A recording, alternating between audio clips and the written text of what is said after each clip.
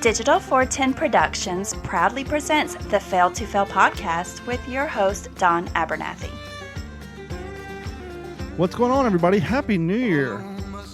Happy 2022. Had this song in my head all day long. This is Culture Wall's remake of Johnny Boy's Bones. It's a Civil War song. It has nothing to do with running, but does it?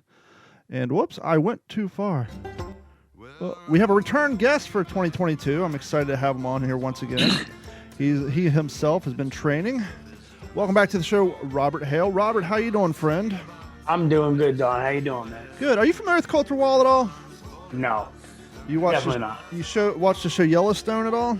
Nope, not at all. Let's say if you watch Yellowstone, you're familiar with Culture Wall, but to give myself credit where credit is due, I've been listening longer than our friends over at Yellowstone was promoting them. But the reason I play that, and maybe this would be an interesting way to kick off, I'm always interested in, and I think we may have discussed this last time on the Fail to Fail podcast. And by the way, for those of you on the Digital 410 Network, the Fail to Fail podcast, we haven't put out a show in a long time, but I'm happy to say we are the first podcast I've recorded in 2022. I've actually taken 2 weeks off from the What's the Scuttlebutt and What's in Your Head podcast. So Robert, you are the first guest on the Digital 410 Network in 2022. So welcome back. But the reason I bring up Culture Wall is when you're running. Now you and I, we're old cats, right? We're old. We're fighting old man problems. And I think you and I can both acknowledge the fact that we will never run faster. So at this point in our age, we got to work on running further. Would you agree with that? Well, I mean, I'm definitely running further. Mm-hmm. I'm still trying to run faster. I mean, I'm not going to be like a 5-minute mile guy, but I'm still trying to get there. You're not going to match the personal best that you were putting out 4 years ago, right? Unless you weren't as fit as you are now. Oh, I definitely wasn't as fit as I am now. Because I'm struggling. Before the show tonight, I actually went downtown. My daughter had her first time at a youth group, so I dropped her off and I went downtown Fort Myers and I did 4.5 miles, which, okay, that's great. Doesn't sound too much, but that includes the Edison Bridge, which if you run the entire Edison Bridge, it's a mile long, but it's also high as hell. I'm looking at my stats now. I ran 4.33 miles at 11:52 pace, which isn't fast, but it's the first long distance I've ran in a while, and I'll get to that momentarily. But that also includes an elevation of 131 feet. And so running up that bridge both ways, I got over the bridge. I'm like, I'm going to run an extra mile, and that'll get me at 3 miles so that when I turn around, I'm obligated, right? You got to run 3 miles back to where you started. So that would give me a 10K. I got over the bridge and ran at like a quarter of a mile. I said, I can't. One, I'm wearing new shoes, and two, this is the first time I ran downtown in the bridge in like a year and a half. I've been running my neighborhood for like the last year and a half, which is completely flat. So I went back, but for the first time, I actually bombed the downside of the bridge coming back. You ever tried to bomb a downhill? Yeah, I actually did recently. It's not fun. Actually, I enjoyed it because it's the first time I've run down that bridge fast, but I've been watching these over the last 2 years since COVID. I've been YouTube, give credit where credit's due. I'm an OCR guy. Spartan and Savage Race have been, they've been broadcasting their elite guys, right? Mm-hmm. And so you can see all their elites, Lindsay Webster, her husband, which I don't know why he slipped me at the moment. I'm following him on Strava, but I'm coming off a 4-mile run. But I'm watching these guys, they bombed the downhill and they got their hands kind of weird and they're just going, and you realize, oh, they're just giving it to gravity. Their job is to maintain balance and let gravity maintain their speed, right? And so I've run down this bridge before, but tonight I actually did the whole crazy hands and I just bombed it. And luckily people got out of my way. Sadly, it's not my PR, but that's the first time I've actually bombed the downhill in a long time. And I actually had fun with it. Well, you know what? Sometimes you just have to let it go. So give us a catch up. I know you were doing a lot of running, a lot of training. You got great training videos on your YouTube channel, which we'll plug here at the end of the show. What was your goals for last year and did you meet them? Let's see. Last year, I think last time I was on, I was just starting or getting ready to start training for a half marathon, going for a PR. What would your PR be on a half marathon?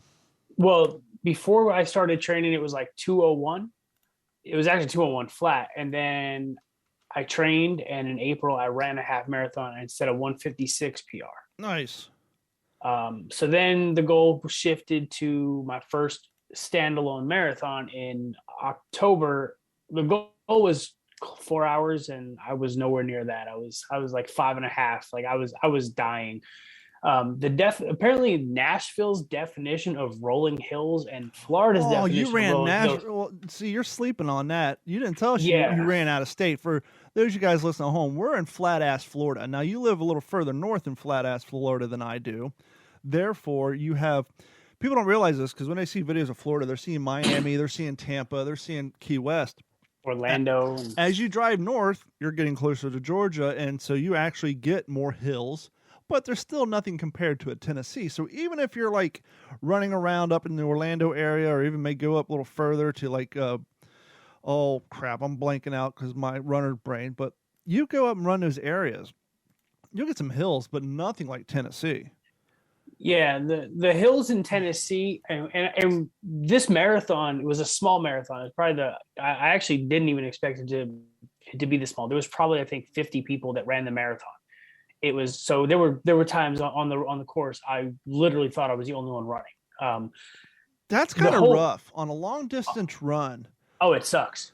For those of you who've, and we talked about this in the past, for those of you who've never run 5K, a 10K, you're out run the streets, you're pounding the neighborhood. Every once in a while you may find a run group. But the first time you run a 5K, a 10K, whatever it may be, that pack instinct, you don't know anything about it. But all of a sudden, the pack instinct kicked in. Your body automatically matches the pace of the slowest people. In your mind, you're profiling. Ooh, I can run faster than that cat. Probably not that cat up there, but I want to try to stay. And so your body instinctively tries to make your way in the pack. And you can obviously trail people and run behind them. They break the wind. But when you get out there and you're by yourself, it really kills the motivation. You're just like, what happened? Yeah, and 100% agree. So this marathon I was on, so we started at the start line, and like the first thing you do, you get 100 yards in, and it drops into a downhill. So you're like, well, this is going to suck. But it was probably the most amazing scenery because it was just a running path. That's all it was. It was 26 miles of a running path through like some park along multiple rivers and stuff. So there was no vehicles, no traffic, nothing. Beautiful. But the first six miles, or first half marathon, so first 13 miles was all hills. It was up and down, and you're running through like a golf course, but there was one hill 6 miles in that was a quarter-mile hill, but it was like 500 feet up. It was like that your elevation gain happened there, and your quads are destroyed at this point. You're only a quarter way through the race. The second half was flat, but then you knew you had to turn around and come back through the hills. But yeah, that one was brutal. What was your half marathon time? I think for that. Are you on Athlinks? Are you on Athlinks at all? Yes. I can pull it up because I'm looking at my Athlinks right now. Keep talking and I'll pull it up. Yeah, my best half marathon is 156 and change. That half marathon, I can pull up my Garmin stats because I still have it. Well, the reason I ask is because there's a bunch of unclaimed results under your name. But anyhow, the reason I ask is, what was it? March 15th, 2020, I had a Savage race scheduled, and I had been training hard. I was like, okay, I had all these goals, and they canceled it because of COVID, right? Right. And so I'm like, damn it. I was diehard. You followed me on Instagram, and I've kind of slacked off lately, which we'll get to. But at that time, 2020, I was training hard. And I was like, well, I want to do something this weekend. So I got to looking around, and believe it or not, they had the Marco Island Marathon 5K, which was put on by the Lee County Medical Physicians Group or some shit. Some doctors group. I'm like, well, if some doctors group sponsoring this run in the middle of COVID, clearly it's all right. And so I signed up for it. Never trained for a half marathon. My Savage races are 7 miles. In the past, I have ran 14, 12 miles just on a whim, and it's so weird. Like, you train a lot, and then one day you're out running, and you just feel like a stallion. You leave your house with the intent of running 5, 6 miles, and next thing you know, you're running 12. And so I had a few of those. So I signed up for this. No idea the course map. I just signed up for like on a Thursday, and the thing was Saturday. My time, believe it or not, for this half marathon was 2:06:33. for my first half marathon, which is slow, but I maintained a 9:40 pace. And kind of like you were saying, now this is Marco Island, and as the name implies, island. As soon as this marathon started, we had to run over 2 bridges, front and back. And I never knew that Marco Island had hills. People jokingly told me, "Oh, well, those are Indian burial grounds." These neighborhoods had hills, and I was struggling, but I finished it and ran a 9:40 pace, which wasn't bad for a 42-year-old dude doing his first half marathon. No, that's not bad at all. Let's see, I was 92 out of 201 people, and considering I didn't train for it, I was 59 out of 102 males, and I was 12th in my age group. There's only 17 of us, but yeah. And so, are you familiar with the Berkeley Marathon or the Barkley Marathon? No. You got to do yourself a favor. Maybe one day when you're sitting in an ice tub or you're chilling, Google or go on YouTube and look for Barkley Marathon. It's a marathon in the hills of Tennessee, and it's basically around the prison. I think that, oh crap, some prisoners escaped from, right? And they were up in the woods for 4 days. And so this is like 1978. And so these 2 guys who were long distance runners and ultra runners, like, I wonder what it'd be like to try to run from the cops out there. And so they created a 500-mile run out in Tennessee. It's called the Barkley Marathon.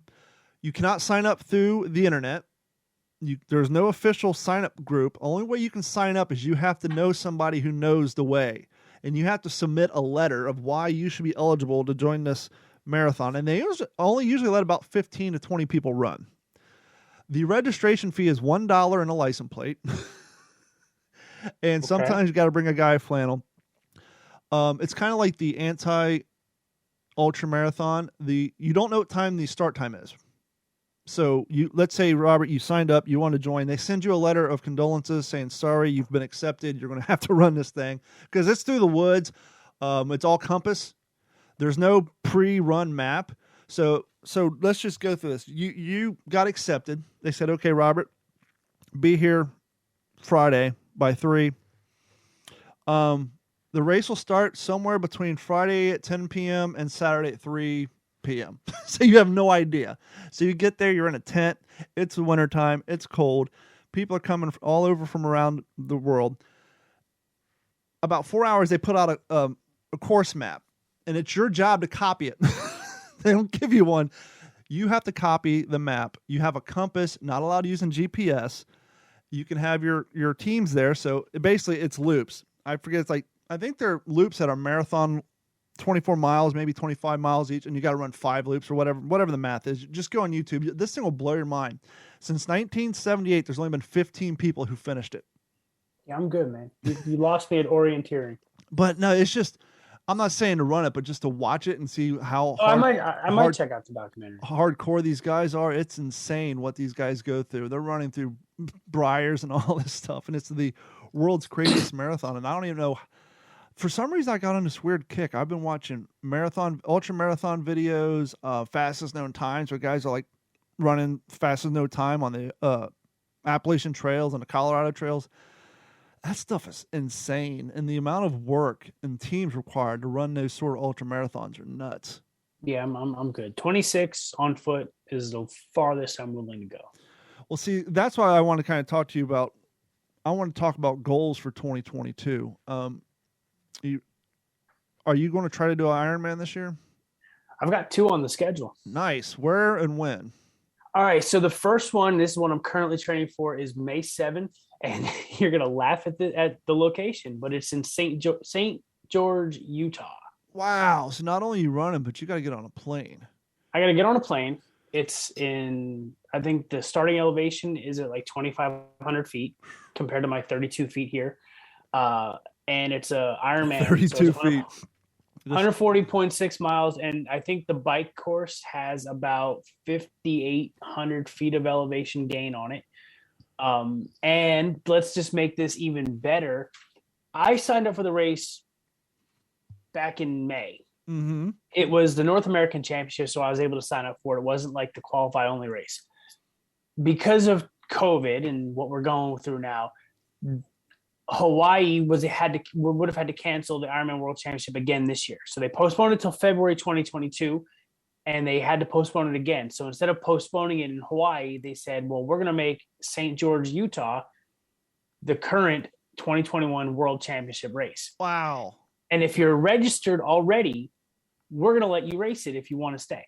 Now, could you imagine training for the other one before they moved it? So Hawaii? You're looking at course maps. You're thinking about the temperature and all that stuff. And like, if let's say you're like a pro athlete, right? You're like a Ryan Atkins or Lindsey Webster who does OCR all the time. They got running. And so a lot of these hardcore cats, and you would know better than I, but you kind of try to set your training runs similar to what you're going to be running. And now all of a sudden they move it to a whole new location. You're like, oh, damn it. I mean, luckily they moved it in enough time. Yeah. So they moved it. I think they announced it back in like June or July that it was going to be the World Championship race. So all the pros that are training for it, everybody that's signed up for it, we've had plenty of time to mentally wrap our minds around the fact that we're racing the World Championship race. The pros, most of them have already been there. They train for whatever race, whatever. The only thing they have to do is they might have to train in Colorado, vice Arizona to get, the elevation. But I mean, now you're at a weird spot because Colorado doesn't have the same heat that St. George is going to have, but Arizona does. But Arizona doesn't have the same elevation that Colorado would have. So it's a really weird dynamic. And here I am, a Florida boy, in the flattest of flat areas, training for the hills of St. George, Utah.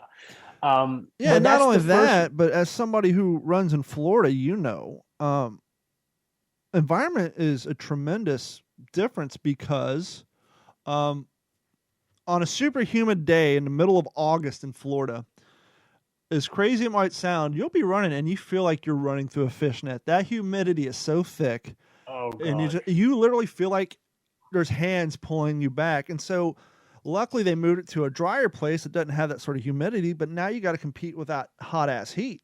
Right. And like when I trained for the half marathon, I was running sub 9 miles for 7-10 miles. Nice. When I trained for the marathon over the summer, I couldn't break 9:30. Like I couldn't run. I think the longest run I did was 7:30, 7.5 miles. And I couldn't get faster than like 9:30, 10-minute miles. And it was, the humidity was killer. But like you said, I won't have to deal with the humidity, but I have to deal with the heat. Mm-hmm. So it's like, you have the elevation, the heat all at once. And I'm not going to have enough time to properly acclimate myself because, I still have to work. And that was going to be my next question. You're not a professional runner. Now you're flying. So you don't have the ability to say, or maybe you do, maybe you pocketed a week's worth of vacation, but you don't have, I doubt you're going to go out there a week in advance and spend a week worth of hotel rooms or Airbnb. So how much time are you going to give yourself to acclimate to that altitude? Are you showing up the day before? Are you going to give yourself at least a day, 2 days? So based on tradition and history with Ironman races, you have to check in 2 days before the race starts. So if the race is on a Saturday, I'll have to, at the earliest, I got to be there by Thursday. I'm planning to get out there like Tuesday. That's the best I got because I do have, family obligations and work and stuff like that. So luckily I work remote, so I can bring my laptop with me and, knock out some hours while I'm there. I don't have it's not like I have a book schedule out in Utah where I have to do, I'm not a pro. I don't have to do media appearances and sponsorship things. I can literally sit at the Airbnb because I'm rooming with like 2 or 3 other people. We're all splitting the cost. So it's cost effective. And I can just stay there, do what I have to do, and then, get ready to race, fly home. I don't know if I'm going to fly home Sunday or Monday, but I'm giving myself essentially 4 days to acclimate, which is probably not enough time. Yeah. But it's the best I got as a regular athlete. And I mean, I can tell you, the hardest thing not the hardest things, but one of the crazier things is you're training, you say, okay, I'm going to go get the hotel room or the Airbnb or whatever. I'm going to try to get at least 8-9 hours of sleep beforehand. And you just sit in that bed and you're staring at the wall. It's not your bed. There's little inconsistencies. And it's so hard to get sleep the night before a race when you're not staying at your home. I don't think I've ever slept well before a race. No. The 2 Savage races ago, I got the idea, hey, let's turn this into a family event. It's up in, Dade City, Ohio. Not Dade City, Dade City, Florida. I got a toy hauler camper, so let's grab the wife, let's grab the kid, we'll get a camp spot, we'll camp out the night before, I'll go get up and run the race in the morning. I don't take spectators to those because they're really not spectator friendly. You're basically taking someone to pay $25 to sit around and have vendors try to sell them crap. The courses really aren't set up for vendors. So after the first Savage Race, actually the second Savage Race I ever did, I stopped taking people, forcing them to sit there and wait on me. I just go run alone. Kind of sucks when you come across the finish line, no one's there, but at least you're not making someone sit there for 2 hours listening to bad techno music and having people try to give them, the sales pitch on everything. But what I was getting at is we got this really bad camp spot. They put us, it wasn't even a campground. It was basically like a preview of what your life would be if you want to retire and live in a senior village. I mean, everybody there was 60. They're permanent residents. Their house. We were basically in a little alley. I couldn't even put the canopy out on my camper because whoever drove by would drive through it. It was almost like we were set up in an alley behind a Chinese restaurant. It was that bad. So I got no sleep that day. But now I'm at the race and I'm running. In the back of my mind, I'm thinking, my kid and my wife are sitting in a camper. There's nothing to do. There's not even a patch of grass. The dog's there. There's no fire ring. There's nothing for them to do. And so now in my mind, it's like, I got to get this race done so I can go rescue them when we can go home. And so instead of trying obstacles that I suffered through and fell off, I just tried everything once and ran and kind of half-assed it just so I could go rescue them and take them back home. So sometimes it's almost better to do that sort of stuff alone so that your mind's clear. You're not worried about whoever you brought, unless that person's committed and they get the game. Yeah, the first Ironman I did in 2016, I actually went there alone, and I was like, "Yeah, I'll be fine. Don't worry about it. It's just a race. You've been to every other race. My wife and my oldest daughter have been to every race I've done other than that." And I went there, and like you said, crossing the finish line after at that point it was a shortened race. It was only 11 hours. I got to cross only the finish 11 hours. Yeah, I got done with 11 hours, and there was nobody there. Yeah, nobody for me to celebrate with. So I was like, "Oh, that hurt." When I did for the Ironman Florida in 2019, my wife, and my oldest were there, and I've never been a spectator up to that point. I'd never really gone to a race just to kind of see what happens. I went to Ironman Florida this year to support some friends. I wasn't racing. It was, ice cold, but that was besides the point. I went there to support some friends, and I got there I got to Panama City at 5 o'clock in the morning. The race started, whatever. I got to watch the pros get out of the water, saw some of my friends, getting ready to get in the water. And then it's like, okay, cool. I have an hour and 10 minutes till they're done with the swim. And then they go on a 6-hour bike. What am I doing for 7 hours? Staring at the vendor's tent. Right. So I'm walking around. I'm like, all right, well, let me go to the gym. I left town. I went to the gym for an hour and a half to go run. I came back, I'm like looking for people. I'm watching this. I'm going out to eat, taking my time. And it was just like, I race, I'm not, my best race is only 14 and a half hours. What do you do for 14 hours as a supporter of someone like that? You just you sit there. It's like going to a festival concert where the opening act never hits the stage. Yeah. And you're sitting there waiting. So I'm like, I feel really bad for my wife and daughter. Cause what are they doing luckily they have the car, they can go, they're older. They can get up and go somewhere. My wife's coming to Utah with me, and, we'll have a couple other friends with us, but she can go drive and go take a nap. And when you have 11-hour races, aren't there checkpoints they could drive to and kind of, hey, what's up? As you're coming through the aid station and drinking, at least with the bike. I mean, they can. There are, if you know the course map, you can drive and meet up to find out where they are. The run is usually a little bit more spectator friendly because you have a lot of people on. It's not just like a point to point type thing. So the run, they'll usually sit there and wait for me. But again, during the marathon at the end of an Ironman, I'm not running 8-minute miles. I'm running 12, 13-minute miles. So I'm a lot slower. But so half marathon is 2.5, 3 hours. And then you got to do that twice. So it's what are you doing for 6 hours while I run? Just to say hi to me, twice, Yeah. So I felt really bad, but luckily only my wife is coming to Utah. And again, she can go and take a nap at the room or go shopping or do whatever. Sightseeing. Utah's beautiful. I'm glad I'm going out there. The vlog is going to be awesome.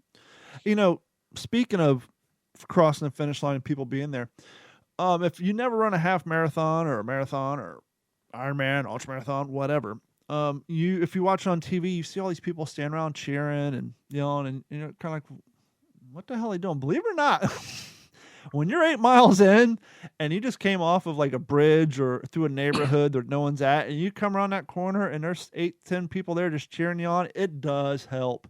Because at that point, it is all mental. Absolutely. Your body is in, I mean, essentially for me, I think it's different for everybody miles wise, but I found for me around mile 8 is when my brain disconnects. My body goes into maintain its pace. You set the cruise control, and your body's just, your mind, you start processing thoughts, you start looking around, and you don't think about your run, for at least me. And it's so weird how that happens, that disconnect. I guess that's that runner's high people talk about. And so at some point, your body's just, you couldn't stop running if you wanted to. I become the best, worst mathematician ever. Because you start calculating, okay, I'm this far in. If I maintain this pace, I can get to this point here. And like, you just start mathing how fast you can go, when you're going to finish. But, you know, I've done a marathon, I've done half marathons. You know, the finish line is great.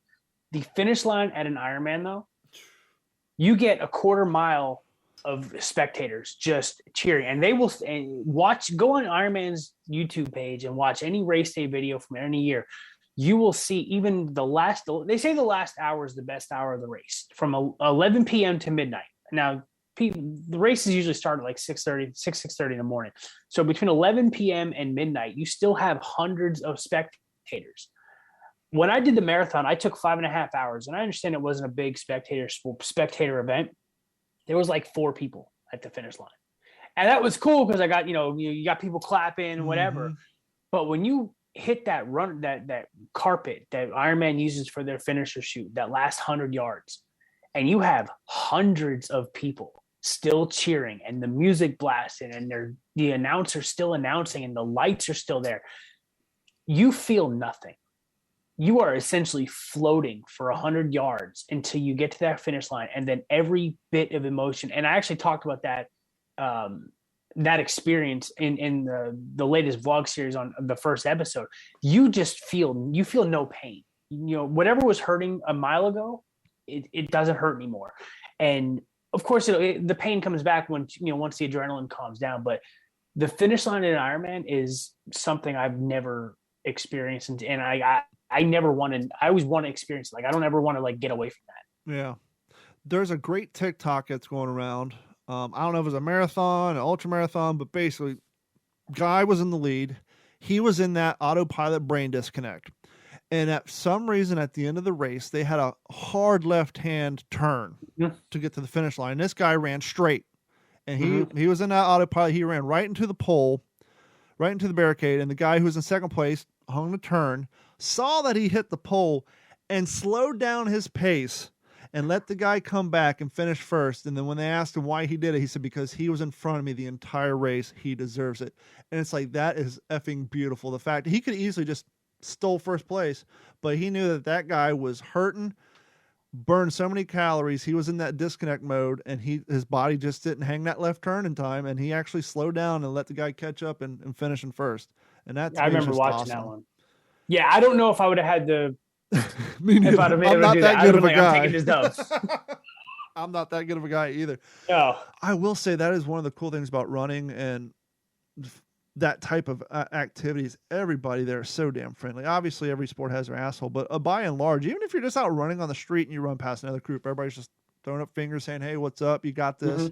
You're running in a tough over bridge or through a hard neighborhood and you're struggling. Someone run by, "Hey, you got this. Come on." And just people you don't even know, just giving you a pat on the back, not physically, sometimes physically, but just verbally, "Hey, come on, you got this." And that's one of my favorite things about running. Oh, yeah. At the marathon, I was, I did the first half marathon fine. I was still good. I started hitting that wall at like 13 or 14 miles, and it was what it was. I ended up at around mile 15, I hit a crossroad, and there was another dude there. We were both kind of at the early stages of hurting. So we ran 9 miles together. Yeah. And then it was the last mile and a half or 2 miles. He was like, "Hey man, I'm gonna go ahead and just, whatever, but I'll see you at the finish line." I didn't expect to see him at the finish line. He was one of the 4 people there waiting for me. That's awesome. At the finish line, just to make sure that I finished. And then he and his girlfriend or his wife they left, after I crossed, but we ran 9 miles together. Just, we conversed, we talked like we were best friends in the world. We ran, walked, did our little interval thing. We got there and, we hugged it out at the finish line and went our separate ways. I don't even know who the hell what his name was. Like that's how, that's the community though. So back to the Barkley Marathon, just bring it up. I lied. The course is about 100 miles. The race limit is 60 hours. And there's a world famous long distance runner who failed the race by 3 seconds. And he was going to run it this year, and he just posted on his Instagram that he's changed his mind. But the reason I'm bringing it back up again is when you're doing a 100-mile race, you meet a random person and you team up, you use that motivation, push along. And so in the case of this, where you're running laps, a lot of these guys run laps together. And as I said, like 15 or 16 people's ever completed this race. Well, what they do is when it gets down to the last lap, mathematically, because you got 60 hours, they say, okay, you have enough time. You can rest 20 minutes or whatever, and then maintain your pace, once again, based off the math. But what they do is if it comes down to 2 or 3 people, they make them run opposite direction. So they're not running together. So let's say there's only 2 people left in this race. Everybody drops out. Okay, so your last lap, the one with the first fastest times picks which direction. I'm going clockwise. You got to go counterclockwise so that they cannot work together on that last lap. It's just, they just do it to tear them down. It's insane. But yeah, I'm good. Yeah, it was based off the 1977 escape of James Earl Ray, who assassinated Martin Luther King. And part of the race is you run through a concrete tunnel underneath that prison that he escaped out of. But it's an interesting watch. I started off the beginning of the podcast, and once again, I have run brain because I just got back from running and going to the store and all that stuff. But the reason I brought up Coulter Wall at the beginning, I find personally when I run long distances, the way to mentally shorten that time is to listen to long songs. And so I find myself, even though I grew up listening to punk rock music and underground hip hop and all that stuff, of about 5 years ago, I was running and I was listening, speaking of punk, I was listening to Dropkick Murphys, Shipping Off to Boston. It's a faster, heavier song. And, I'm running and they're short songs. I'm running to the rhythm. Well, then this weird song comes on by a group called the Dead South. They got a banjo, they got a mandolin, and a guy uses his upright bass. He uses a cello, and they got these weird country Kentucky, because I'm from Kentucky, like these weird bluegrass sounding songs, but the lyrics are crazy. And I get to looking them up, and they're from Ontario, Canada. So the next time I run, I start listening to the Dead South radio. Then Coulter Wall comes on, and all these bluegrass style folk songs come on that are like 7 and 8 minutes long, and they're telling stories. They're almost like hillbilly operas, right? They're great songs. The music's insane. The lyrics are great, but what I find is they're fast paced. They got a banjo in them, and you really got to check the music out. It's not as bad as it sounds, and so you can maintain that fast pace. But when you're out running 8, 9, 12 miles and you're listening to 7-minute songs opposed to 300 3-minute songs, it makes that run seem a lot shorter. At least for me, it does. So I typically run, and I got, when I get ready for a race, I start my own playlist just because, usually the playlist is based on my goal time. So if I want to run a 150 half marathon, I set a 152 playlist. And I usually mix it up, just songs that I know, just to take my mind off the fact that I'm running. Usually upbeat songs to keep my pace going, because I always end up running to the pace of the music, and that's that. However, you're probably going to freak when you hear this one. Since starting Ironman training on November 15th, I am not running with music. It's interesting you bring that up. I went out tonight. My kid wanted to go to youth group for the first time. The church is 3 minutes down the road. It's like, fantastic. I'll drop you off. I'll go drive 10 minutes downtown Fort Myers. I'll run for 35, 40 minutes, maybe an hour, depending on the hair I get up my butt. Come back, pick you up, and go home. I'm heading to downtown Fort Myers, and I realize, oh, hey, stupid, you left your Raycons at home. You have no music tonight. And if you have a new cell phone, they don't have headphone jacks. And so even though I'm parking at Publix, I can't just mosey in and buy earbuds because my new fancy Galaxy doesn't have a standard audio port on it.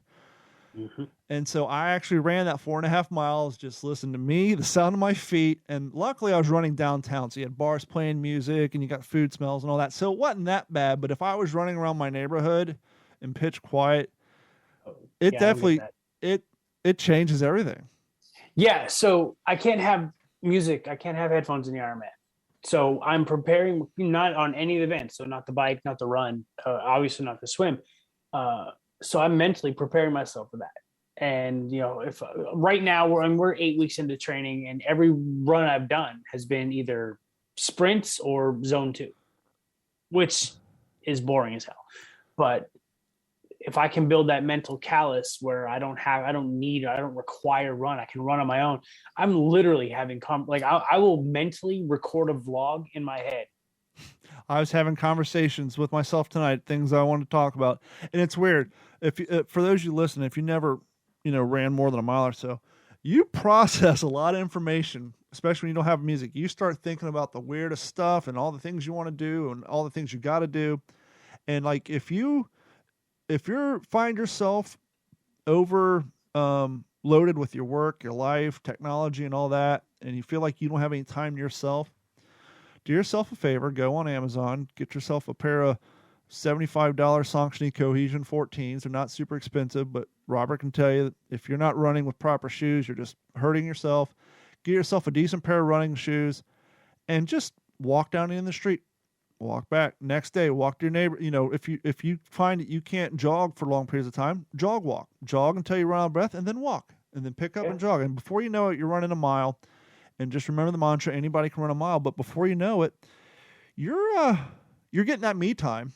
And you're processing a lot of things and getting stuff done. And you'd be surprised how much mental production and clarity you get done. And not only that, but your body's getting fitness too.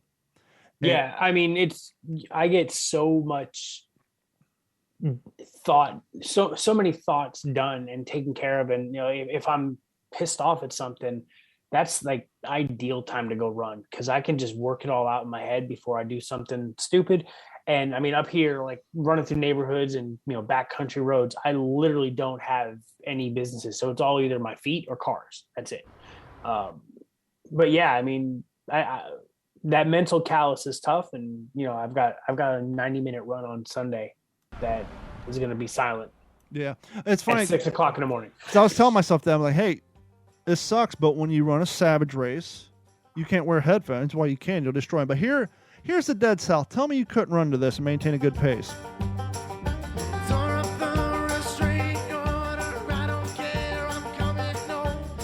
You can maintain a pace of that bass line. Yeah. So this is Dead South Banjo Odyssey. Now this one's only 4 minutes long, but it's like I said, when I say, I guess technically they're not bluegrass, but it was a Kentucky boy with a banjo. And so if you're just getting started, whether it's running or exercise, definitely find something that you can do it to. Like when I go to the gym, I don't listen to this. Yeah. I listen to DMX. I listen to Mad Child. I listen to 90s gangster hip hop, which I got to be very careful about singing along with in public. But yeah, I listen to things. I'll turn on Pantera. I actually went to the gym last night because I want to get into this kind of New Year's, stuff and our plans for the New Year's. But I got kind of hard on myself because between November and now, I've gained like 12 pounds. I just said, fuck it. I've been eating everything, eating candy, eating pie, this and that. And someone told me, I've noticed you've been fishing more than you've been running. And that kind of stung me a little bit, but I got to thinking, well, yeah, but in 2021, I ran 2 Savage races, 2 virtual OCR races, and a Rugged Maniac. So in 2021, I ran 3 actual OCR races and a virtual race, 2 of them. I think I earned 2 months of not moving and doing anything. But with that being said, here it is. We're in 2022. Last night I went to the gym for 45 minutes.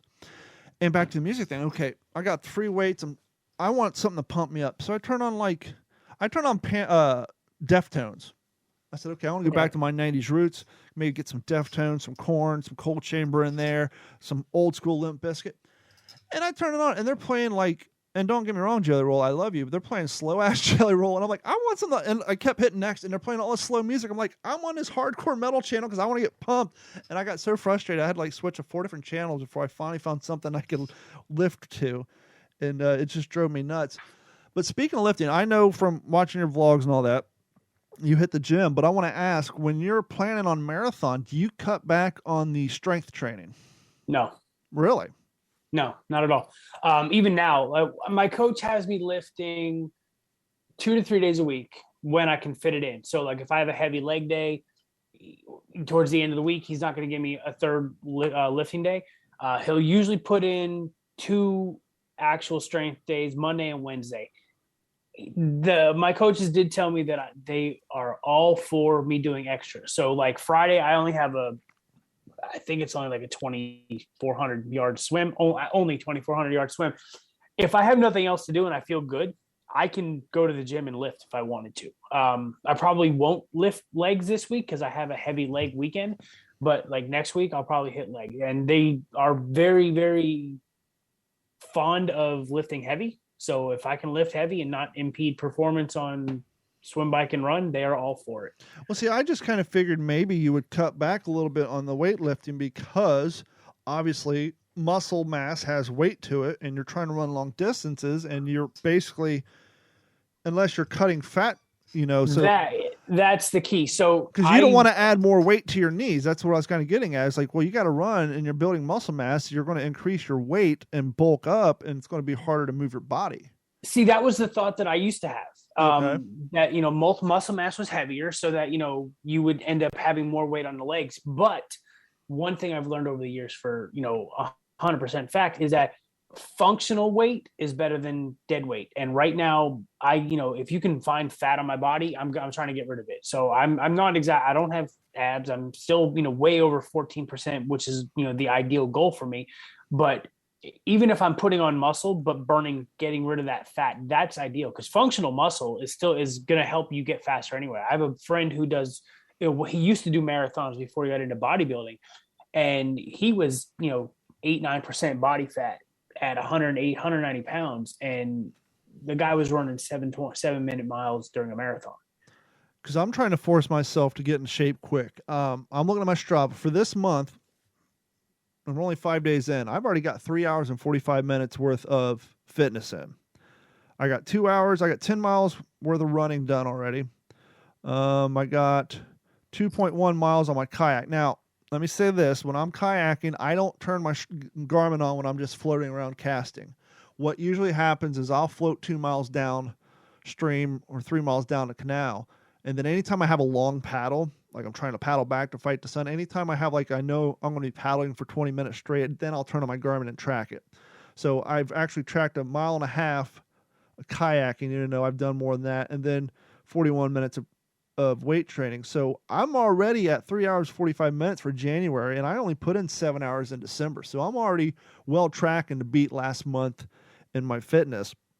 And so what I'm trying to do for my OCR, and I do want to try to get a half marathon in this year and maybe a marathon, which may be pushing it. But my 2022 goals is I want to work on my long distance running.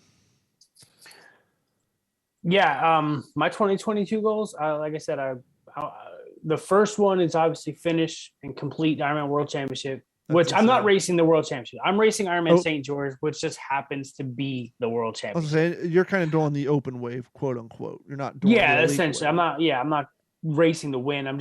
That's my first race in 2 years. I'm not going to try to win. The next race I have Ironman wise is Ironman Chattanooga. Now that one I'm trying to set a PR so I'm trying to go for under 12 hours with that one. Chattanooga, pretty hilly, but it's not as hilly as Utah. And I figure coming off of Utah, with 4-month training block, I should be all right.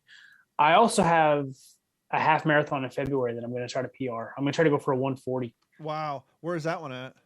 Orlando. It's the Disney. Well, see, I was going to say, when you told me you're running in Tennessee, because elite events, you can find an elite event race anytime. They're all over Florida. The fact that you're traveling out of state to hilly ass areas is a true props and heads up to you. I mean, that's just insane, because you could have easily said, okay, I'll just go on an elite event, run 3 of their half marathons this year and call it quits. But no. Well, that's the thing. Because last year when I was signing up for the marathon, I needed something to run. And I couldn't find any marathon with everything being up in question. I couldn't find anything that was guaranteed to be open. Yeah. I was just Googling. I was on Find a Run or whatever the hell the website is. And the marathon popped up, it was $40 to register. So even if they canceled or went virtual, I was out $40,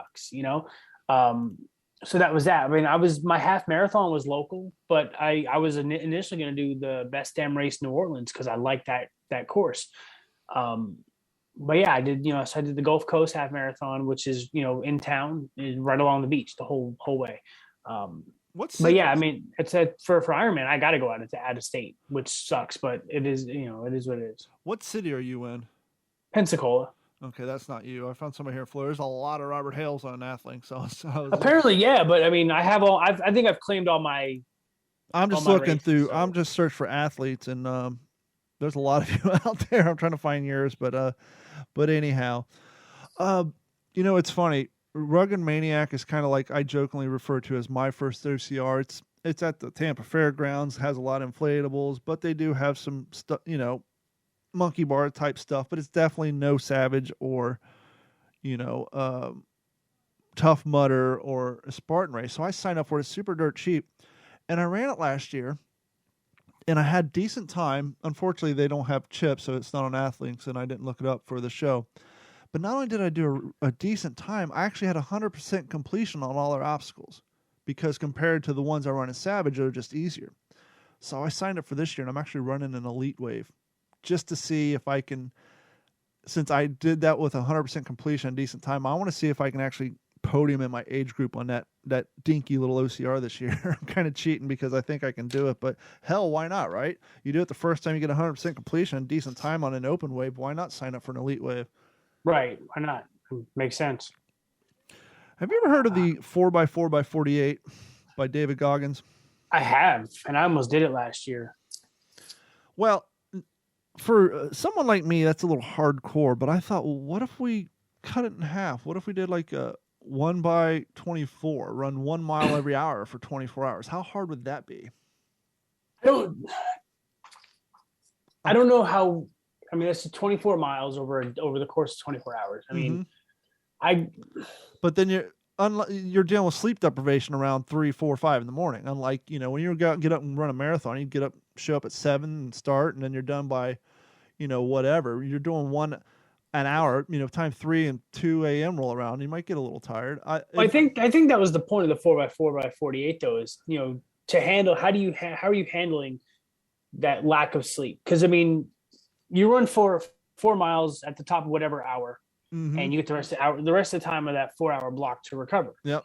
So eat, sleep, do whatever. Now, it wouldn't get tough until probably like mile, like the third or fourth block when you hit that 12, 16, 20 mile increment. I mean, you're doing 48 miles. That sucks. But when the middle of the night comes and you got to get up at like midnight and run, that's where it would be tough, because you're like, I only got like 2 hours of sleep. Is it going to be? Are you going to do it? Are you going to do it on a treadmill? Are you going to do it outside? I know a couple of people that did it. When I was going to do it was last year, but I was going to try to set up a charity event, just kind of like raise money for whatever cause, and then donate it to whatever charitable organization or thing that I wanted to. There's a couple, I'm a former Navy guy, so there's a couple, special forces people that that died in Iraq that have funds, like Shannon Kent, the female cryptologist that died a couple years ago. I was gonna raise money for her and for her family and just kind of like donate it to them as like a Christmas gift, but I never actually got around to it because I'm a shitty person, I guess. But. Well, for those of you listening at home who's not aware, basically you got to run 4 miles every 4 hours for 48 hours, which, okay, if I can run 3 miles in 30 minutes, 4 miles in 45, so that means I get, 3 hours and 55 minutes to do whatever. My question is, when you first start off and you're strong, right? You're Robert Hale, you go out and run 8, 12 miles just for fun on a Tuesday. Do you kind of do the math game? Like, okay, for the first run, I can run this 4 miles easily if I'm just taking my time. Let's just, for easy math, 40 minutes, right? And so you say, instead of running at the beginning of that 4-hour block, I'm going to run it at the end. I'm going to do the math, check out my pace, run it at the end. But instead of running 4 miles, I'm going to run 8 miles, 4 at the end of the first block, 4 at the beginning of the second block. And then I have a long period of time, because then I can do the next 4 miles at the end of the third block. And that gives me almost 7 hours to chill out. do you think you would do math games like that, or how do you think you would work it early on? I think at the end of the race, you'd just be like drudging it. But I think at the beginning of the race, you're like, I can blow these out quicker if I do it like this. I don't know. Like I hadn't thought about strategy. I mean, I would probably just wait to the top of the hour, knock them all out, and then recover the rest of it. Just sleep, nap, eat, whatever. This way you have enough time to digest food. But I guess towards the end, running 8 miles straight. Or you could run 4 hours at the beginning of block 3, and then run the next 4 hours at the end. So now you're giving yourself 7 hours recovery, because it's only going to take you 45 minutes to run that 4 miles, or 50 at that point. You know what I mean? So if you do one at the beginning and one at the end of the next block, now you're giving yourself a huge time to, but then you're also giving yourself time to get sore and lose that motivation. Yeah, because I mean, once that lactic acid sets in, that muscle stiffness, I mean, you're like, that's part of the challenge. The sleep deprivation, balancing when you're going to eat, the muscle soreness, and the motivation to just get out there and do it. I mean, the first 4 blocks are going to be fine, because it's cool. I mean, like you could run, depending on what time of year it is, you can go out and run 4 miles and come back and like barely have broken a sweat. There's no speed requirements. Like you have to sprint it. Yeah, you can do like 12-minute mile. Yeah, but then like when you get to mile, like I said, mile 20, 24, 28, you're like, I don't want to do this anymore. Yeah. Your feet hurt, your knees hurt, your quads, your hamstrings are hurting, everything's hurting. You're stiff. I mean, I don't know. Like I said, I haven't done it. I might do it because after Ironman Chattanooga in September, I'm not running for a while. So I might do it like top of the year, like, to start 2023. See, I thought it'd be kind of fun because you'd have that same sort of issue even if you're only doing 1 mile, 1 hour for 24 hours. I mean, you're still going to run in that sleep deprivation and a lot of, the first 5 mile, it's 12 minutes. Okay, well, that's 12 minutes, but then like by hour 18, he's like, I got things I want to do, but I got to bust out this mile. I don't know. I just thought it might be interesting to try that before you went full whole hog on the 48 hours. Yeah, I don't know. I would probably just go for the 4x4x48 instead of just trying to dumb it down and do math. Just because that's the type of guy I am. I'll just, if I'm not going all out, why even do it? Absolutely. Yeah, so weight training, that's something I'm trying to get back into. Obviously, with those obstacle course races, you got monkey bars and all that. We kind of get set in the routines and get into that physical fitness rut. I've been going to Planet Fitness for probably 8 or 9 years. But the problem is I run, and I'm staring at my mixed fitness bike. Do you have a Peloton? No, I don't. We got a mixed fitness bike because Carrie hurt her rotator cuff. She can't run. And the mixed fitness is kind of like a Peloton. The only difference is what we found out. Peloton actually owns the patent. And this is crazy. And they've already sued iFit with NordicTrack. Peloton owns the patent, and this is crazy. It's this distinct, and I'm not reading it. I'm going off memory. They own the patent on live bike rides delivered to a bike via a tablet and or display attached to the bike with live scoreboards. So what does all that mean? That means until their patent wears out, the Mixed Fitness, the NordicTrack, and all the third-party companies, they can have the TV on their bikes and they can have pre-recorded classes, but they cannot have live classes and they cannot have live leaderboards. So let's say you bought a Mixed Fitness and I'm following you and you and I both riding a pre-recorded race. If Mixed Fitness actually put Robert's running at this pace, this many miles, and I'm behind you, they could get sued for that. Well, that's kind of the rub, because as a Beachbody guy, I know Beachbody and Mixed just merged. Mm-hmm. And I know I can tell you this for 100% fact. Beachbody is hosting live classes on the bike. I don't think the scoreboard part is part of it, because that was one of the things they drove home, was that they wanted to separate, that between them and Orange Fitness. Peloton Orange Fitness was, the whole scoreboard and keeping score thing. So I think they're still doing the live classes. I just don't think they're doing with a scoreboard on it. Yeah, there's my bike there. They're a nice setup. It's interesting. Once again, the patent's only in the bike riding, so you can rotate the screen, and they have like live fitness classes. Because once again, the patent is only on that. And Beachbody, I did P90X for years. And that's actually how I lost my weight, going back to when I dropped 40 pounds because of 2 kidney stones. Being an IT guy, we used to do this, show circuits. We'd go to tech shows and all that, try to sell our services. And so we had a projector that would blast up on the wall behind us, slideshows. So what I actually did is I got a hold of the early P90X stuff, and I still have it. And I put a computer out in my garage, hooked it to my stereo system. Instead of a monitor, I hooked up that damn projector. So I'm out there doing P90X with 6-foot-tall homeboy and his crew on my wall. So it was almost like you're in that classroom. And even though you're in a hot-ass garage in Florida, it, once again, talking about motivation, doing it with other people. When you're doing it in a garage and the display's 6 foot tall on your wall, it definitely helps. So I actually did the whole P90X stuff, and I know they were with Beachbody for a while, weren't they? Or they still are? Still are. Beachbody owns P90X. I know Tony Horton is doing his own thing now, but I think his latest contract was he can come back and do something whenever he wants, but he's not isolated. He's not limited to just doing Beachbody stuff. So if you guys are out there and you're wanting a bike or whatever, Mixed Fitness is a lot cheaper. They have the payment plan, just like come talk to me. Really? Yeah, you can get it right through me. As a Beachbody guy. I'm telling you, I love my Mixed Fitness bike. Once Christmas is over, I'm going to move it back out in the living room. It's in the podcast studio because of the Christmas tree. I actually did the yoga for the first time the other day. I used to do yoga a lot when I had sciatic nerve pain and I was post kidney stones. I would do, believe it or not, I would do the P90X yoga is how I actually got started.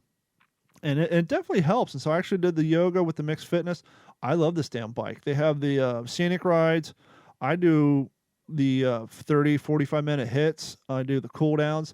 There's days I'll go out and run 3 miles, come home and do a cool down on the Mixed Fitness bike. So, I mean, this is not a paid sponsorship. I wish it was. But if you're looking for a quality, I mean, the design and the craftsmanship on this thing's amazing. So if you're wanting to get in that bike realm, especially if you're living in areas where it snows all the time and you don't want to pull the trigger on a Peloton, don't sleep on Mixed Fitness. It's a great bike. And I'll tell you what, once that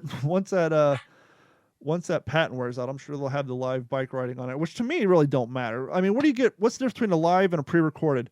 The live one, the guy might actually say, "Hey, Robert, I see you there. Pick it up, buddy." Other than that, it's the same damn thing. Yeah, I mean, so my whole thing with I don't do classes. Like I just despise fitness classes. I mean, not that I have anything against them, but for me personally, it's just I don't do group fitness. Let me just do my own thing.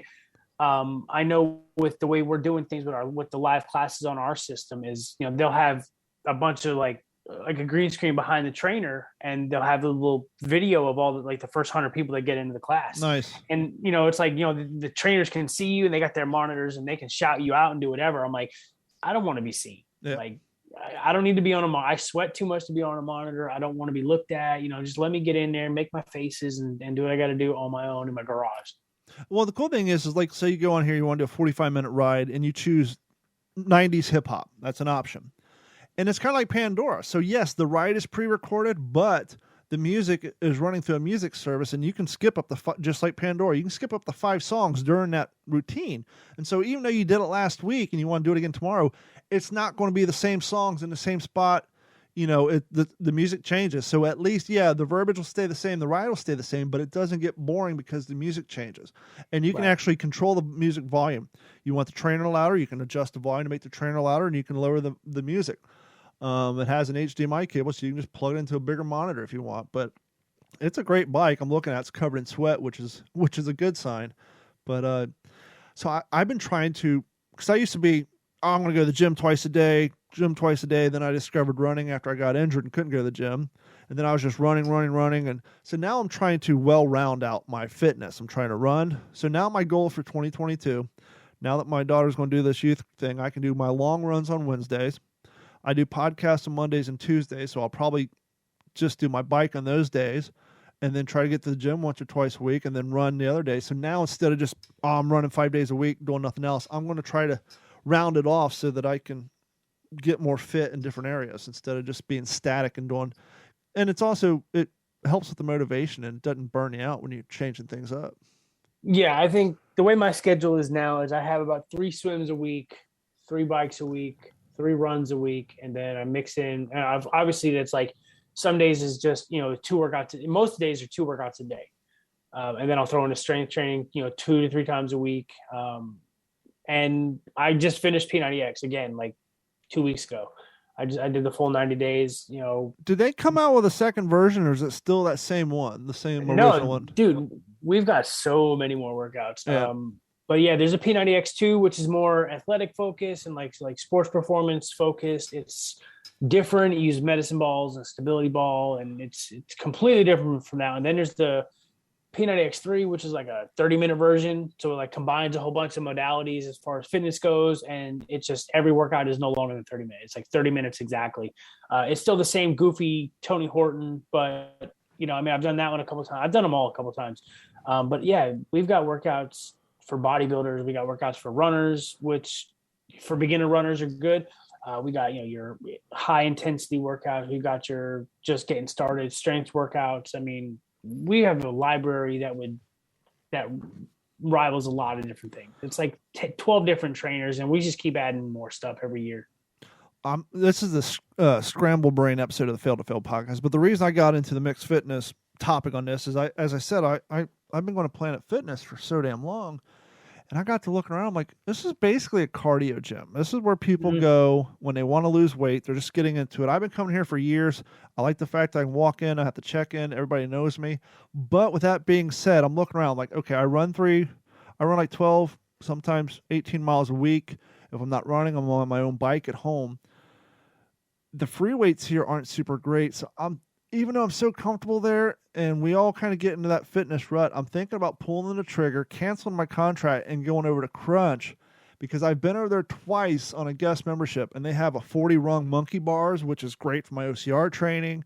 They got sled pushing areas, so you can push sleds. They got 35-inch jump.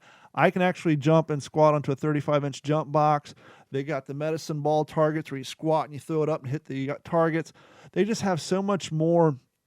I don't want to say, I guess my fitness has outgrown what Planet Fitness has available to me for the type of stuff I'm doing. And so I'm trying to get out of that comfortable rut and just change over and go to a whole new gym. Yeah. And, I was at Planet Fitness when I started, probably like 2012. And after the second lunk alarm in the same workout, I said, F this, because the dude that hit me was one of them skinny, I don't lift. I'm wearing boat shoes. I'm just waiting for you to do something that I don't like. I was the only one in the gym. And I was leaning on the bench doing dumbbell rows. Yep. And instead of standing up and risking pulling my back, I was from 6 inches up. I dropped the weights, and he was staring at me. And as soon as they he hit the alarm, and I looked at him, and he was just smirking at me. I was like, you know what? You did it again. And I walked out, 2 days later, came back, canceled my membership. And now I go to Anytime Fitness, which I like because the one I have here is one of the largest ones in the whole franchise, but I can go to anyone in the world and just fob in. Isn't it funny that Planet Fitness's whole thing is it's the judgment-free zone, but they got the most judgmental statement plastered on the wall around the lunk alarm, and then they go as far as describing what a lunk is, and it's like the most offensive description of a gym person. It's like, how are you claiming to be the holy no judgment zone? You get purple equipment so people don't feel masculine, which I get, that's fine. But if your whole thing is we're judgment-free zone, why do you have the most judgmental statement written on your goddamn wall and then have an alarm if you accidentally drop your weight or breathe a little too heavy? Well, what got me was when they started outlawing deadlifting, and you couldn't superset. Like, they put up signs saying there are no supersetting. So I can't go from chest press to chest flies or something like that, or whatever. And like, no supersetting, no deadlifting, no powerlifting moves. So I couldn't, you can't squat free weights. Their dumbbells only go up to like 60 to 70 pounds. Their prefab curl bars and straight bars only go up to like 50, 60 pounds. I mean, I outgrew that place pretty quickly, but after the lunk alarm, that was like what really set me off. No pun intended. And just Planet Fitness is a weird environment in the way of their franchises.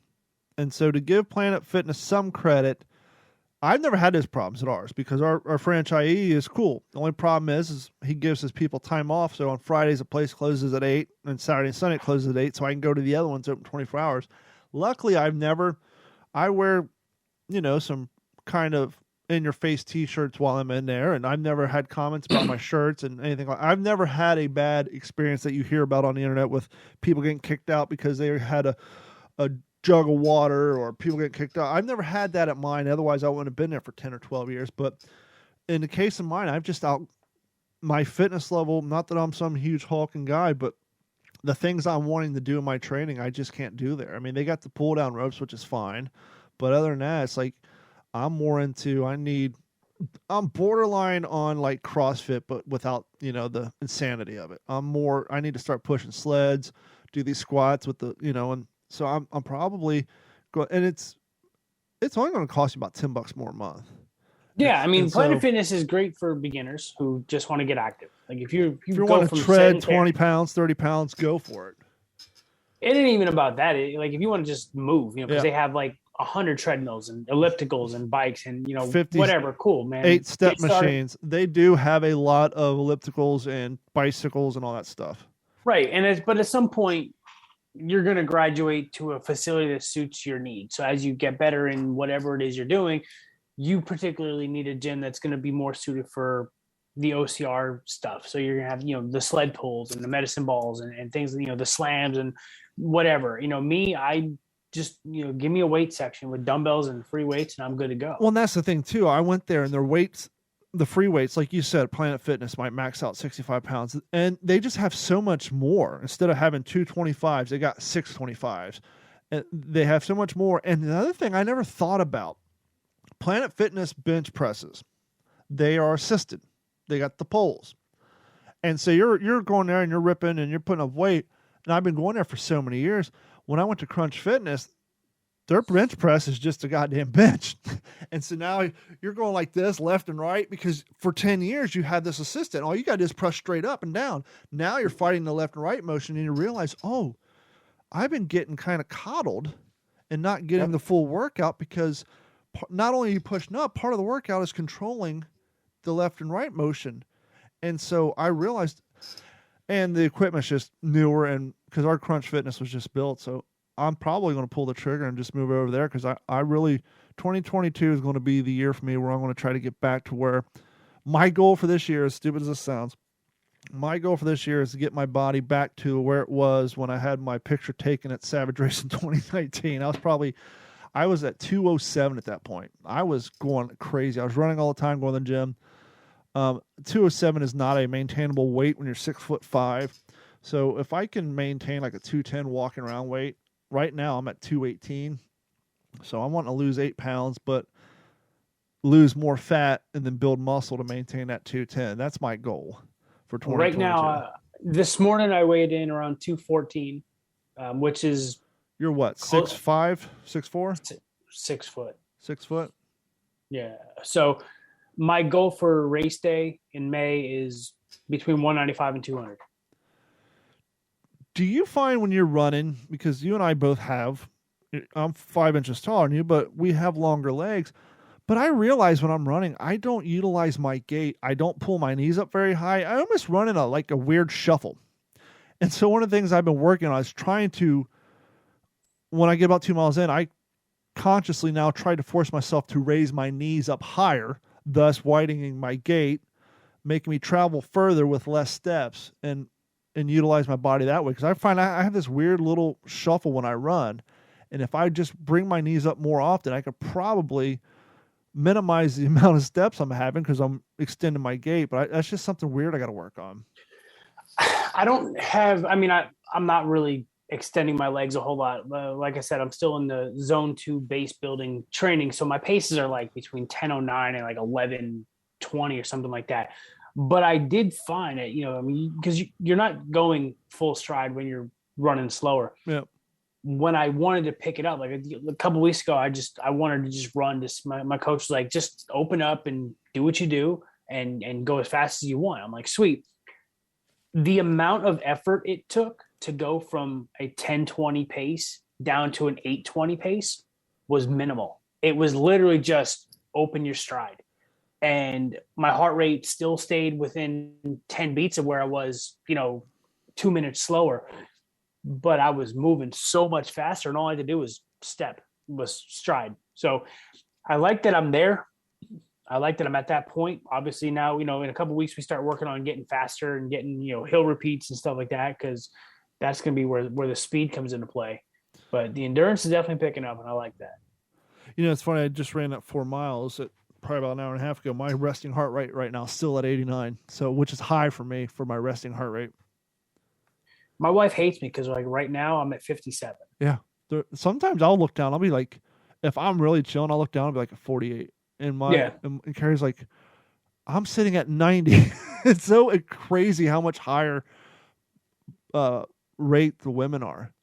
That my wife doesn't run either. She's getting into running. I shouldn't say she doesn't run. She doesn't run often. So her aerobic capacity isn't what mine is. Yeah. Like, there's no contest between that. So like she'll start running and her heart rate will go up to 150, 160 in a matter of, a half a mile. Whereas for me to get to 160, I got to be 6 miles deep. Yeah. Running.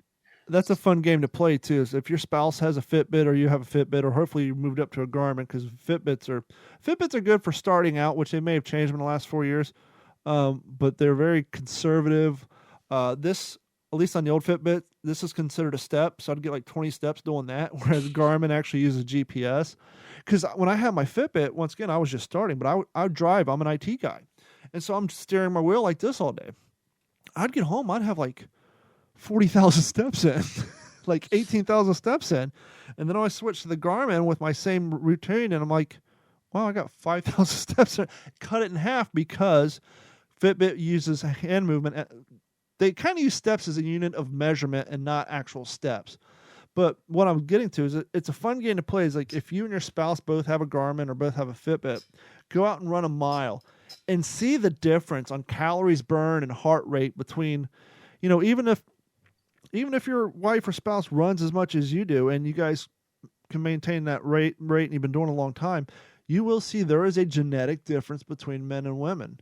Even if you're a man and you just start running and your wife's been running for 4 years, you will notice when you look side by side, compare them, you will actually see a huge difference between calories burned. Men burn more calories. Our heart rates are lower. It's crazy how much different it is when you do a side-by-side comparison using the stats from your device. Well, the calories, it makes sense because, okay, I'm not going to say it's the same for all, but most men compared to women will have more muscle mass. And, every pound of muscle you have burns more calories. So if you have more muscle mass. I didn't know that. Yeah, men just genetically and, just have more muscle mass. So I think it's like 1 pound of muscle mass burns like 100 calories a day or something like that. So if you're carrying 190 pounds of muscle mass, just muscle by itself, you're burning at least 1,900 calories a day or something like that. It's not an exact, obviously everybody's different, whatever, but that's the estimate is at 100 pounds per pound of muscle. So naturally men are going to burn more, and then it becomes, the aerobic capacity on top of everything. And, how fast you're moving, your tendons, your bone structure, your breathing, and your circulatory system. And that's all going to determine how much calories you're burning. The efficiency of your body to pump blood. I mean, your body's it's not a simple being. It's not a simple machine. It's very, very complex, but it is interesting to see, so my wife and I, we'll go run and I'll be like, yeah, I ran 6 miles and, I burned the same amount of calories it took for you to burn, like our calories just like so different. Like I have to run further or she has to run further to burn more calories than me. And she's not going to ever run that far. Before we wrap it up, you study more on you're more into the technology and actually getting into calories and BMI and all that stuff.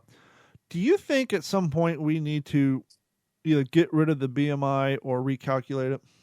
I hate the BMI. BMI is absolute, utter, outdated trash. For those of you at home, BMI is the body mass index. And as he just said, which is my point, the body mass index was invented in 1850.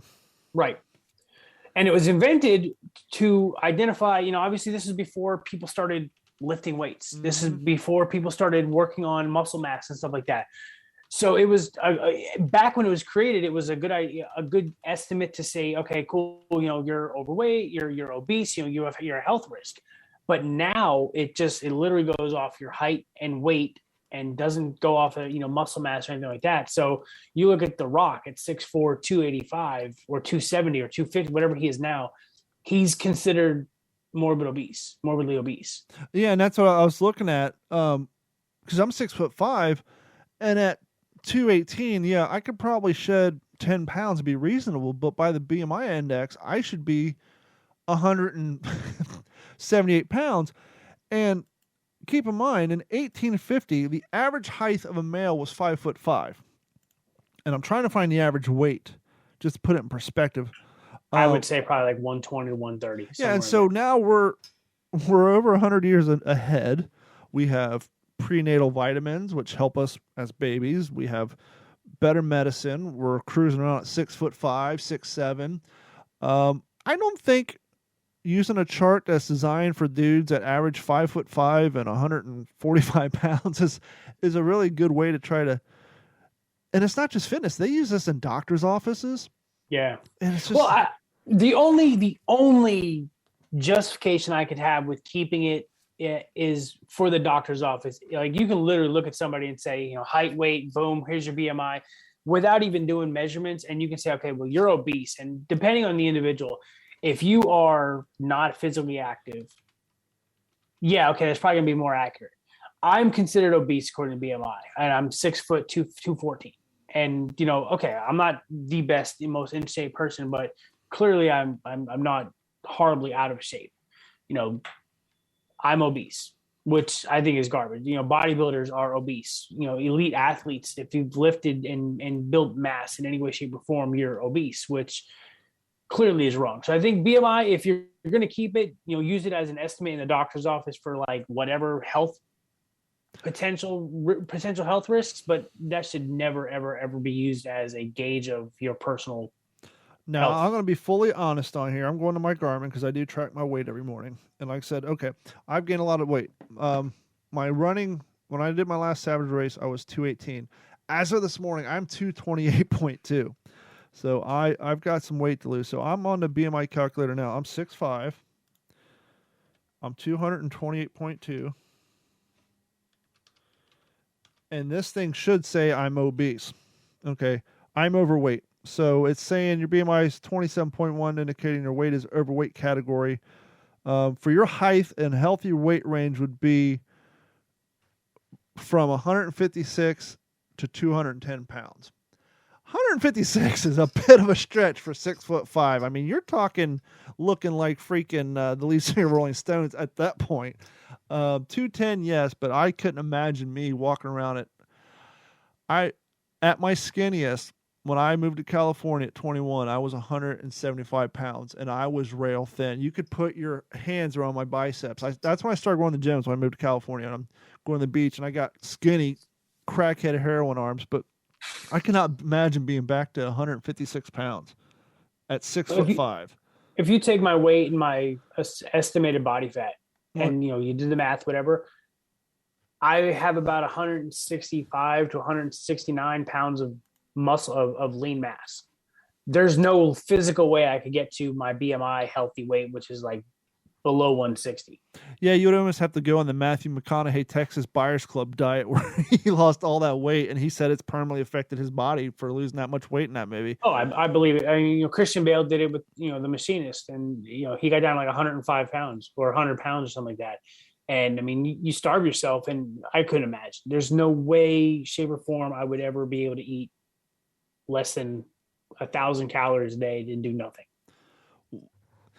We're going to wrap it up, but we could go on for more and more hours. Oh yeah, sure. You have a great blog on your YouTube channel, and you talk about the proteins and the diets and all that stuff. What is your YouTube channel so people can find you? I think it's just Rob Hale. No, I'm on YouTube now, so let's find out. I should have had all this in advance, but once again, I had a busy night before I got here. And people can find you also on Instagram. You post a lot of stuff on Instagram. And now you on Instagram, you do have yourself listed as a coach. Do you Coach Rob H? Do you actively take on people to help them with their plans when it comes to coach? What sort of coaching do you actually do?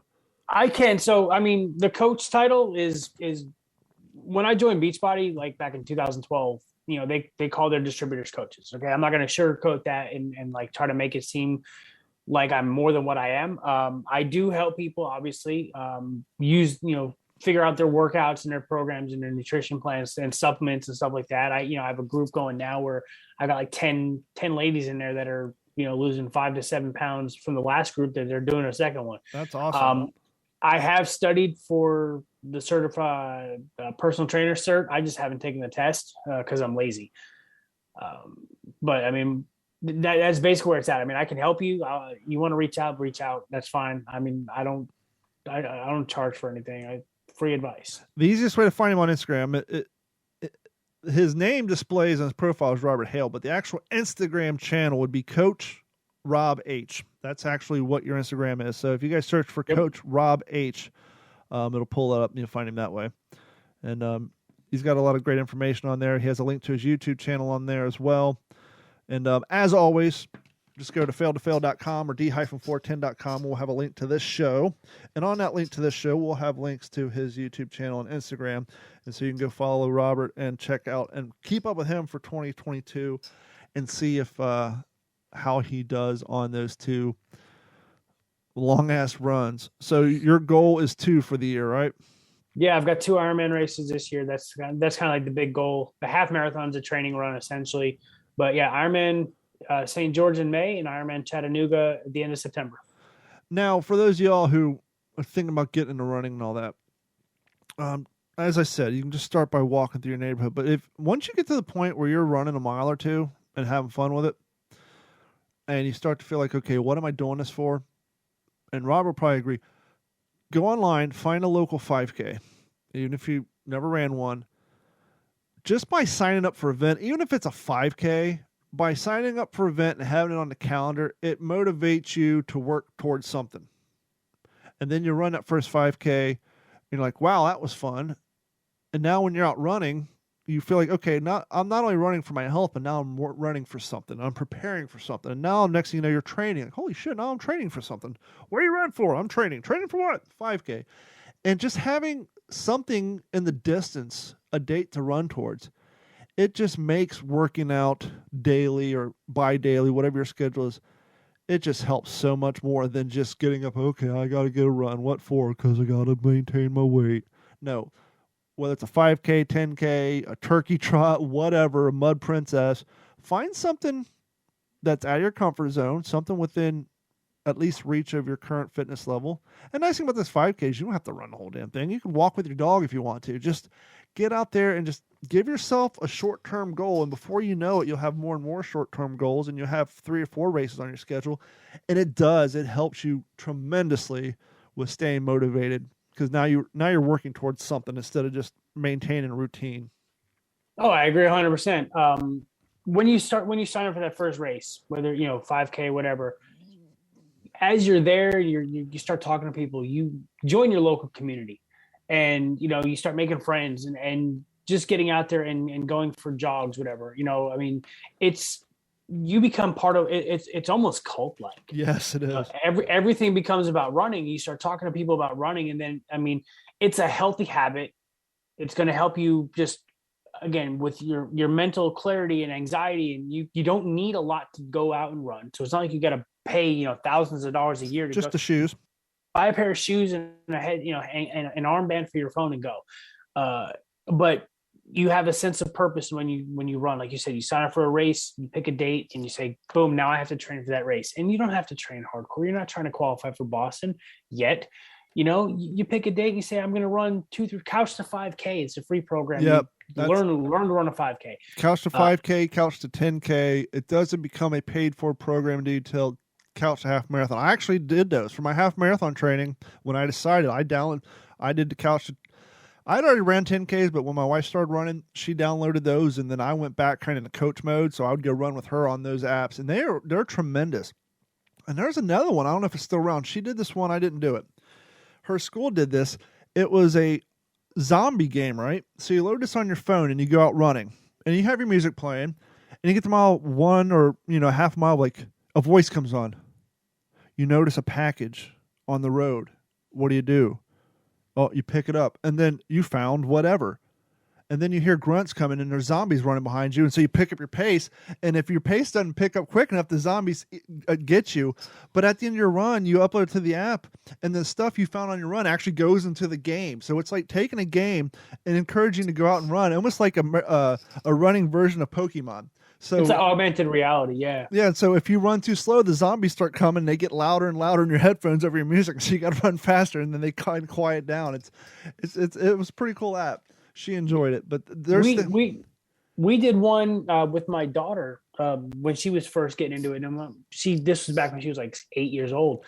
It was a color run. It was a 5K color run where you run through the different stations and they throw colored powder at you. And you just, you start off with like a white shirt, and then you end up with like, 3 different colors on you. And it's fun. It is what it is. I saw one, it was like a foam run where they set up like a foam course and you just run through this foam. Hey, you go to Disney races where they dress up in costume. I don't do the costume thing, but you'd be surprised, 20,000 people racing and they're like 80% of them are in costume and tutus and looking like Disney characters. I mean, it's just, I don't know, like I enjoy the running community because there's so much camaraderie. You said earlier it's cult like. It's like you find yourself standing in a Starbucks and dude walks in, he's got on Hoka's or Brooks, and you're like, I bet that fucker runs. You want to ask him, hey, you run? Yeah, how'd you know? Your shoes.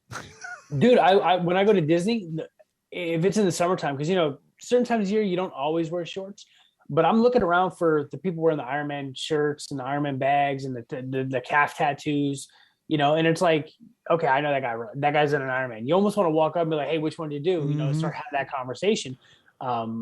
But I mean, I kind of respect the whole family vacation thing. Like, don't bother me if I'm with my family. But if I'm out, I was at the pool a couple weeks ago, and I had like 3 people walk up, ask me which race I'm training for, which races I've done. I'm like, dude, I just want to work out. But yeah, it's cool conversations. Yeah, it's definitely a good time. But we're gonna wrap it up. Thank you guys so much, and thanks for Act Computers for sponsoring the show. If you guys live in Southwest Florida, you need computer repair, give them a call at 239-283-1120. Even if you don't live near, they can help you remotely by logging in remotely to help you fix your computer, maintain your networks, anything that's technical related. Give them a call at 239-283. Go to act-capecoral.com. You can find more of our podcasts. I will say the Fail to Fail podcast isn't as of right now, which I'm going to try to change for 2022, it isn't a consistently done podcast. I do it when I find interesting people to talk to. And I'll be quite honest with you. 2021, there was a huge gap between shows. But the reason for that is I actually had a huge name from the OCR community booked to come on. And the night we were getting ready to do the show, she had a friend got injured, had to take her to the hospital. And then the Spartan elite race season started, and she was just super busy. And so I was like tracking her down and then I finally just gave up on it. But that's part of the reason. So I've been trying to find some interesting cats to talk to. But my goal for 2022 is to get more podcasts out on the Fail to Fail. But you can find more podcasts on the Digital 410 Network. We have the What's in Your Head podcast, the What's the Scuttlebutt podcast, and we do have a podcast that I have nothing to do with, which I'm so happy about. If you're into fishing, Mike and Ron host the new Tackle Your Personal Best podcast. And so now on the Digital 410 Network, we do offer 4 different podcasts that are available where all podcasts are found. Robert, thank you so much. I want to thank everybody for your support. And we hope to get some more shows out this year. So thank you guys so much. And we will talk to you all very, very soon. This has been a Digital 410 production.